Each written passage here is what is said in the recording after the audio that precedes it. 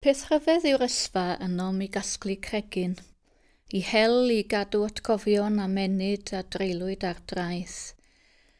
Dwi'n cofio ffeindio'r gragen ma ar draeth bychan ar Robben Island yn Ne'r Affrig. Rwy'n ni newydd ymweld â'r carchar a chlywed hanesion cignoeth y carcharorion fi'n gais yno o dan regime greulon apartheid.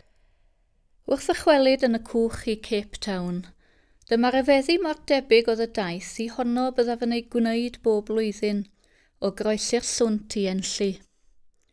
Dwy ynys a dau hanes gwahanol iawn, bellter byd oddi wrth ei gilydd, yn cael ei huno yn fy meddwl mewn enid, a'r gragen hon yn dyn yn fy llaw.